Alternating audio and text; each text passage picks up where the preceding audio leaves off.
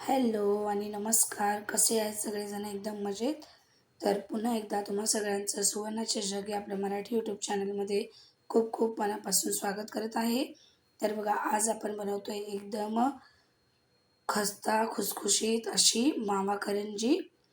हे बघा, दिसायला पण एकदम गोड दिसते आणि चवीला तितकीच टेस्टी आहे. जर तुम्हाला संपूर्ण रेसिपी बघायची असेल तर प्लीज व्हिडिओला शेवटपर्यंत नक्की बघा. चला तर मग रेसिपीला सुरुवात करूया. तर बघा, सुरुवातीला मी 1.5 वाटी मैदा घेतलेला आहे. त्याला व्यवस्थित चाळून घ्यायचा आहे. त्यानंतर आता आपण यामध्ये घालणार आहोत थोडंसं मीठ आणि 2 ते 3 चमचे तूप घालायचं आहे. तर तूप मी व्यवस्थित गरम करून घेतलेलं आहे. तुपाचा आपल्याला मोहन घालायचा आहे आणि याला व्यवस्थित मिक्स करून घ्यायचं आहे.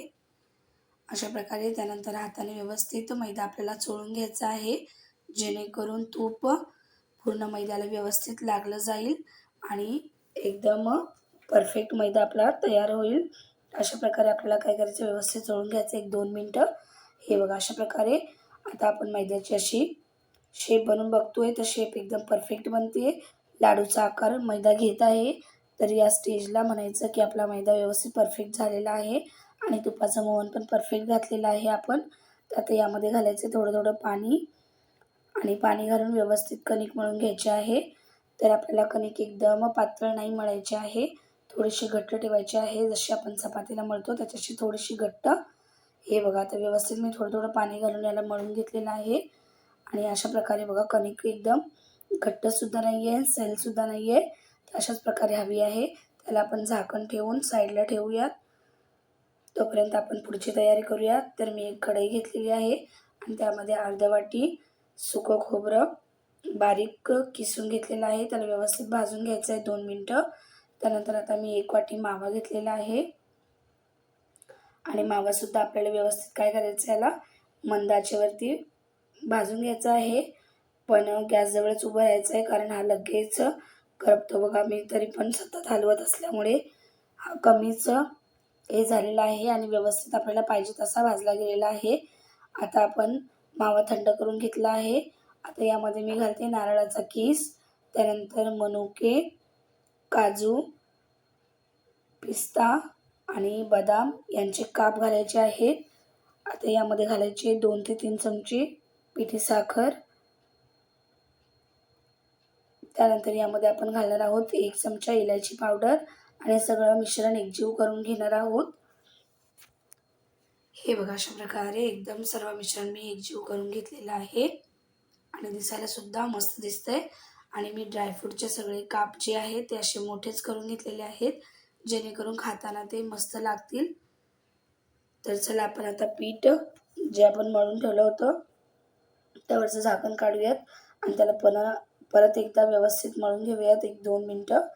हे बघा, अशा प्रकारे पीठ ना तर जास्त घट्ट आहे ना तर जास्त सैल आहे, असंच आपल्याला हवं आहे. तर याला मी परत 2 मिनटं मळून घेतलेलं आहे.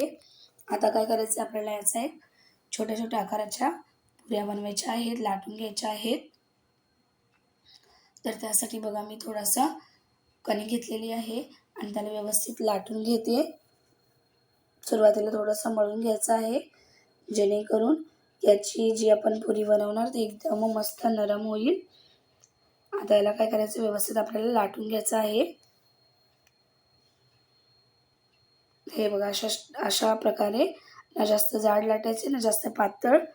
आता काय करायचं आहे, जे आपण मिश्रण बनवून ठेवलं होतं ते यामध्ये घालायचं आहे 1-2 चमचे. तुम्हाला कितपत छोटी किंवा मोठी बनवायची आहे त्या अकॉर्डिंग तुम्ही बनवू शकता. आणि याच्या व्यवस्थित पोळीला पाणी लावून घ्यायचं आहे, जेणेकरून याच्या कडा व्यवस्थित चिपकल्या जातील. तर हे बघा, अशा प्रकारे मी पाणी लावून घेतलेलं आहे आणि यांना फोल्ड करून घेते एकावर एक ठेवून. अशा कडा व्यवस्थित आपल्याला फोल्ड करून घ्यायच्या आहेत, जेणेकरून जेव्हा आपण याला फ्राय करू तर हे अजिबात खुलणार नाही. हे बघा, अशा प्रकारे. तर आता आपण याला काय करूयात, व्यवस्थित चिपकून घेतलेलं आहे, डिझाईन करूयात. हे बघा, मी असं पिंच करते, त्यानंतर फोल्ड करते, पिंच करते, फोल्ड करते. अशाच प्रकारे आपल्याला संपूर्ण डिझाईन बनवून घ्यायची आहे.